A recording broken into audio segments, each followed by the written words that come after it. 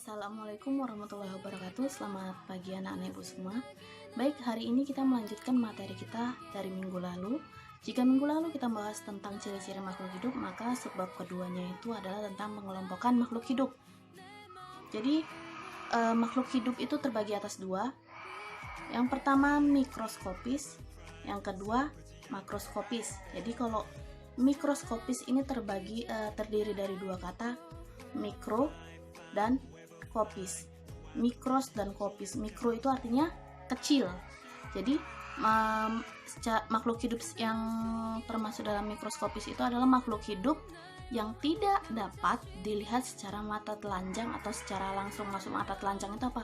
Dengan menggunakan mata saja ya, gini. Kita melihat seperti biasa dengan hanya menggunakan mata. Tetapi dia harus dibantu dengan alat tambahan seperti mikroskop ataupun kaca pembesar atau lup ya.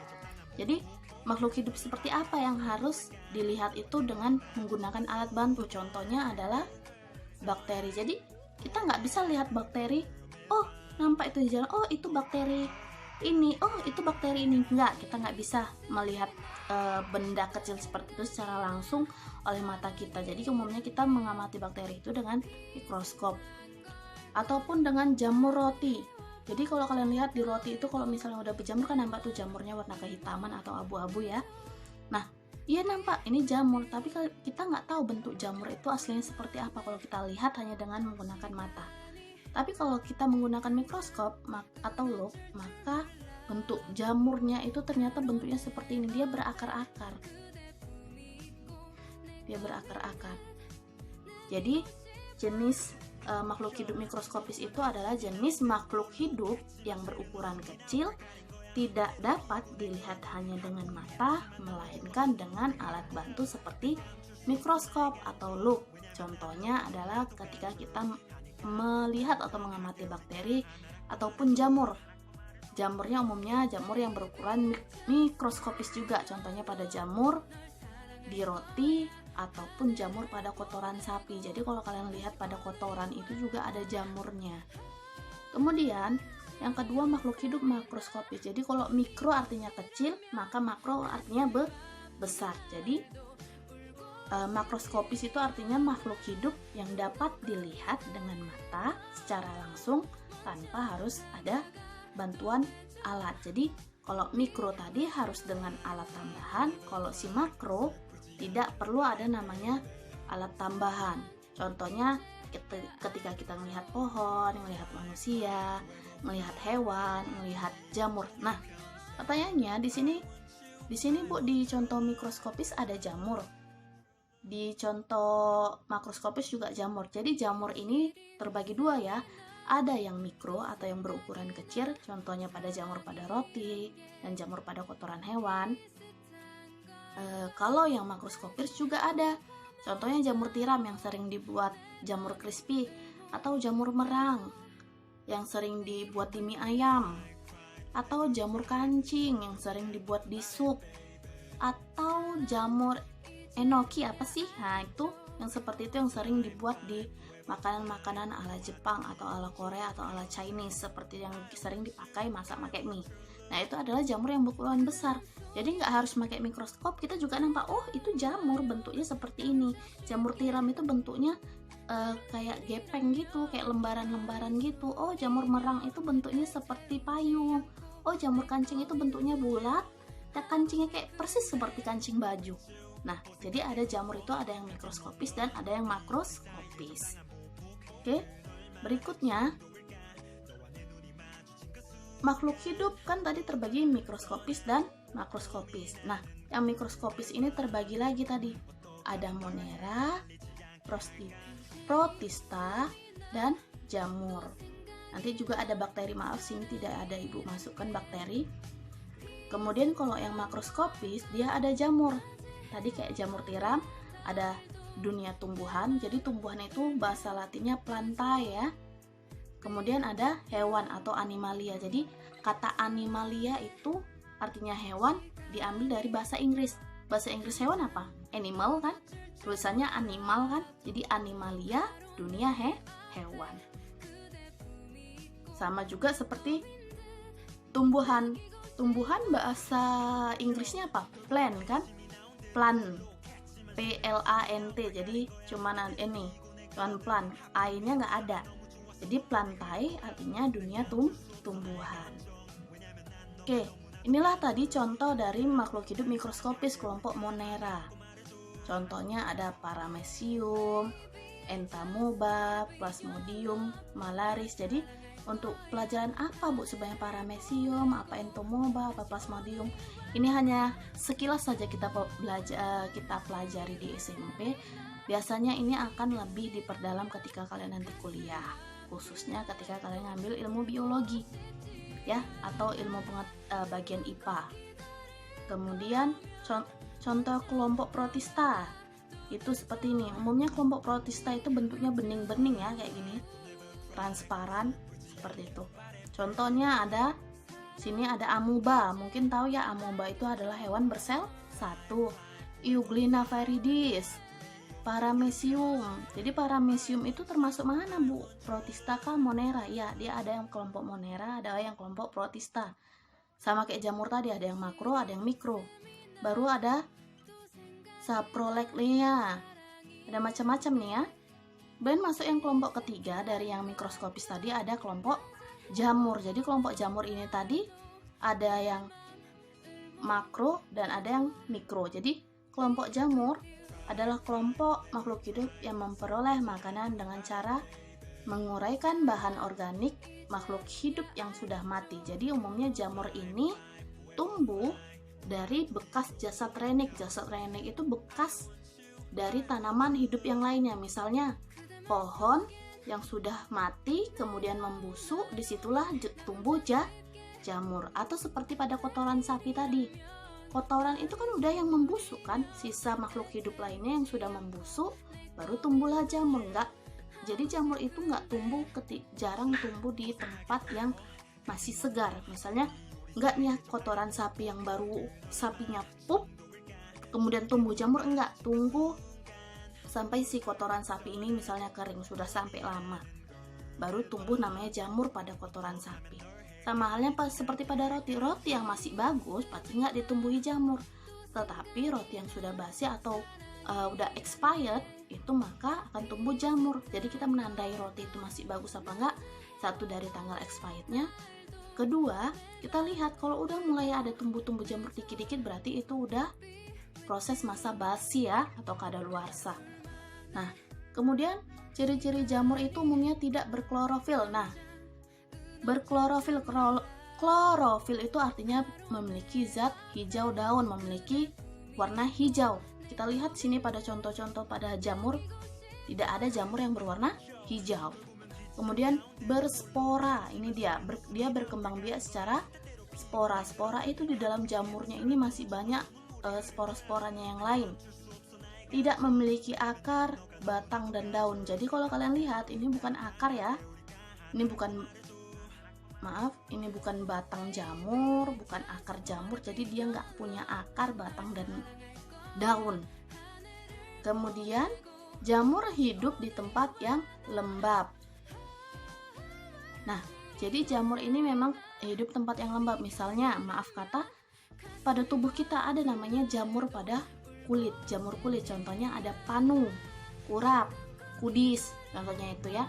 Terutama pada panu itu adalah jamur pada kulit. Jadi umumnya ada panu itu karena tubuh kita lembab. Misalnya dia sering berkeringat nih, terus keringatnya itu dibiarkan aja, jadi bagian tubuhnya itu lembab, terus berjamur. Biasanya itu adalah pada bagian-bagian tubuh yang lembab atau sering berkeringat ya, misalnya di selangkangan, di bagian bokong, atau bagian paha, atau bagian punggung yang sering berkeringat pokoknya, atau di leher ya. Kemudian jamur ini bersifat saprofit, yaitu hidup dari makan dari bahan organik yang sudah mati. Nah, ini tadi yang Ibu jelaskan tadi. Jadi dia tumbuh itu dan zat makanan yang dia dapat itu adalah dari bangkai atau dari bekas tumbuhan atau makhluk hidup lainnya ya. Misalnya kayak jamur pada pohon, dia asal makanannya itu dari pohon yang sudah mati, seperti itu. Misalnya jamur pada tubuh, dia ngambil makanan dari kulit kita gitu. Misalnya seperti itu. Jadi dia ada juga yang bersifat parasit yang menghisap makanan dari organisme lain yang ditempelinya, inilah jamur pada tubuh. Ataupun dia, jadi kalau jamur ini memiliki dua sifat ya, ada yang saprofit yang makanannya dari makhluk hidup yang sudah mati atau sudah busuk, ada yang parasit, dia dari makhluk hidup yang masih hidup tetapi dia menghisap makanannya langsung dari situ. Nah, di sini ini contoh jamur makroskopis. Jadi umumnya jamur makroskopis itu nampak jelas-jelas nih ya. Nah, beda dengan yang pada roti dan pada nasi. Jadi pada nasi yang basi itu yang berjamur juga termasuk jamur mikroskopis. Kemudian kelompok tumbuhan. Jadi tumbuhan itu terbagi 3 yang kita pelajari di sini. Ada tumbuhan lumut, mungkin anak-anak juga sudah tahu. Ini tumbuhan paku dan ada tumbuhan berbiji. Jadi tumbuhan lumut. Jadi umumnya tumbuhan lumut ini dia memiliki ciri-ciri dia tumbuh di tempat yang lembab. Kemudian dia tidak jelas mana akar, batang, dan daun. Kemudian dia umumnya sedikit basah atau lembab itu tadi karena dia tempat tinggalnya tempat yang lembab, dan umumnya dia berwarna kehijauan. Nah, jadi di sini Ibu kasih 2 contoh, ada namanya lumut tanduk dan lumut hati. Kedua adalah tumbuhan paku. Jadi tumbuhan paku ini adalah jenis tumbuhan yang berkembang biak dengan spora. Dengan spora itu maksudnya kayak mana, Bu?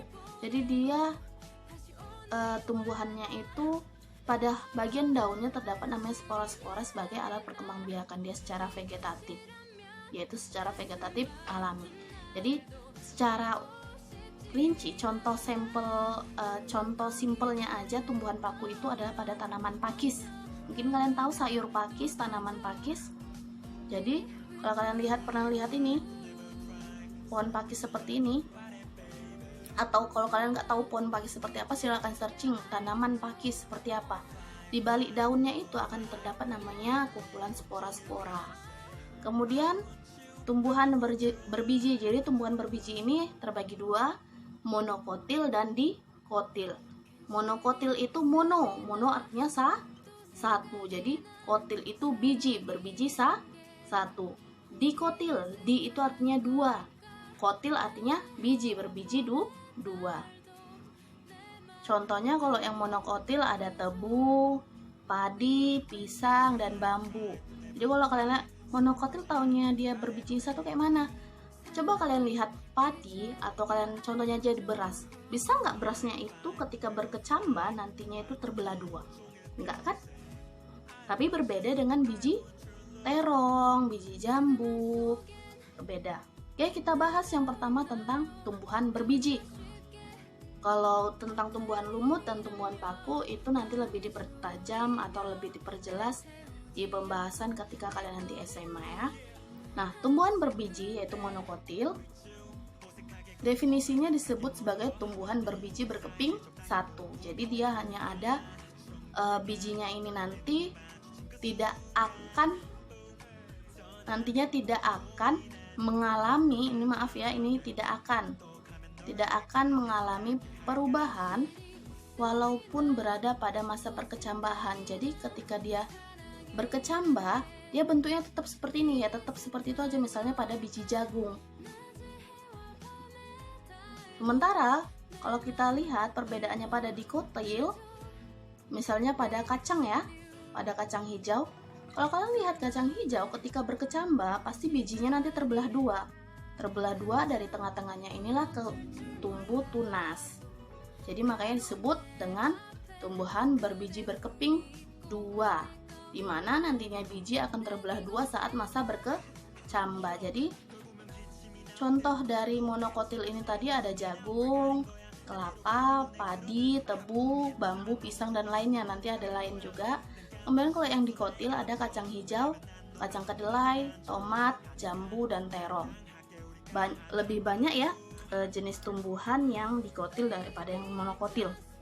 Nah, yang perlu kalian ingat di sini adalah perbedaan tumbuhan monokotil dan dikotil. Yang pertama itu adalah di sini perbedaannya di mana? Kalau di monokotil ketika proses berkecambah, keadaan biji tetap sama, tidak ada perubahan.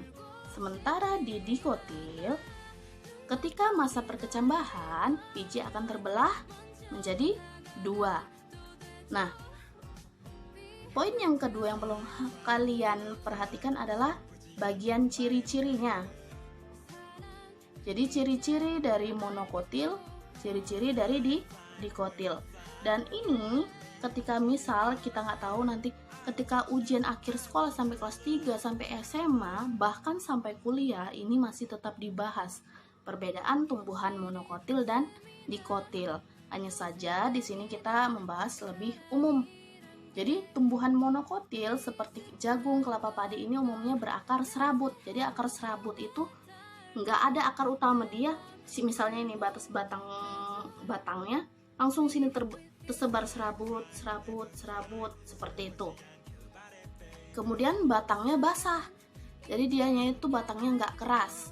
Kemudian daunnya itu memanjang, kelopak bunga kelipatan 3 dan biji berkeping 1. Sementara pada akar dikotil akarnya tunggang, batangnya keras atau berkayu, daunnya melebar dan berkeping 2. Nah, yang perlu kalian ingat itu adalah ini, perbedaan monokotil dan dikotil. Jadi nanti di ulangan harian maupun ujian mid semester maupun ujian semester pasti ada soal ini yang keluar. Nah, berikut Ibu tampilkan perbedaan secara gambarnya dari tumbuhan monokotil dan dikotil.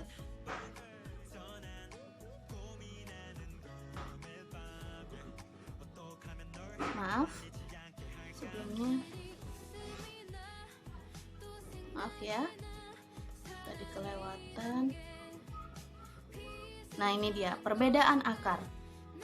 Kalau monokotil, sini dari batangnya, akarnya langsung nyerabut, akar serabut. Sementara kalau dikotil, dia ada akar utama. Ada akar utama yang ukurannya lebih besar, baru ada serabut-serabutnya lagi. Itu adalah akar tunggang. Kemudian pada batang, perbedaan keduanya tadi batang tanaman monokotil dia umumnya tidak bercabang, jadi cuma satu. Ini kan satu, nggak pernah kan lihat pohon kelapa bercabang kan? Atau pohon padi bercabang? Atau pernah lihat pohon jagungnya bercabang? Nggak kan? Sementara pohon dikotil umumnya dia memiliki cabang-cabang pohon dan dia berkambium. Kalau monokotil tadi tidak berkambium. Apa itu berkambium? Jadi fungsi kambium pada tumbuhan nanti ini lebih dibahas ketika kalian belajar di semester 2 atau kelas 8 nanti. Kambium pada tanaman batang tumbuhan itu fungsinya untuk melihat lingkaran tahun atau usia dari tanaman itu. Jadi kalau kalian mungkin pernah lihat pohon yang ditebang, pada batangnya itu akan terdapat namanya garis-garis lingkaran. Garis-garis lingkaran itulah namanya bisa nampak karena adanya kambium pada batang. Kalau pada tanaman monokotil dia nggak ada, tapi pada tanaman dikotil dia terdapat kambium.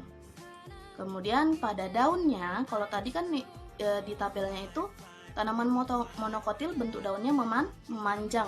Contohnya pada tanaman padi daunnya memanjang, jagung juga memanjang, tebu juga memanjang, kelapa juga memanjang kan? Sementara kalau dikotil umumnya daunnya menyirip ataupun menjari, contohnya pada daun mangga, daun sirih, atau daun apa lagi? Daun bunga kertas. Pokoknya selain bentuknya yang memanjang. Kemudian perbedaan bunga. Jadi kalau tumbuhan monokotil itu biasanya kelopak bunga ya, bukan mahkotanya ataupun jumlah bunganya, tapi kelopak bunganya itu umumnya dia kelipatan 3, sementara pada dikotil adalah jumlah kelopaknya kelipatan 2, 4 ataupun 5. Jadi di sini Ibu ringkas perbedaan monokotil dan dikotil. Tumbuhan yang termasuk tanaman monokotil umumnya ketika berkecambah tidak akan mengalami perubahan bentuk pada bijinya. Sementara kalau dikotil terjadi perubahan pada bijinya, yaitu terbelah 2. Kemudian akar monokotil yaitu akar serabut, sementara dikotil akar tunggang. Batang monokotil dia tidak bercabang, batang dikotil dia bercabang. Kemudian tumbuhan monokotil dia tidak berkambium. Tumbuhan dikotil dia berkambium batangnya. Kemudian daun tanaman monokotil dia berbentuk sejajar dan memanjang, sedangkan yang dikotil berbentuk menyirip atau menjari dan daunnya lebar. Kemudian untuk yang monokotil bunganya itu kelipatan, kelopak bunganya kelipatan di 3, sementara untuk tanaman dikotil kelopak bunganya kelipatan 2, 4, dan 5. Oke, sekian pertemuan kita hari ini. Setelah ini bakal ada namanya nanti kuis, silahkan dijawab kuisnya. Ibu harap untuk pengerjaan kuis jangan terburu-buru, perhatikan sesuai petunjuk soal ya. Nah, silakan dicatat penjelasan ibu tadi secara ringkas, jadi nggak perlu kalian print file materi ini, nggak perlu di print, silakan dicatat aja dari materi-materinya tadi.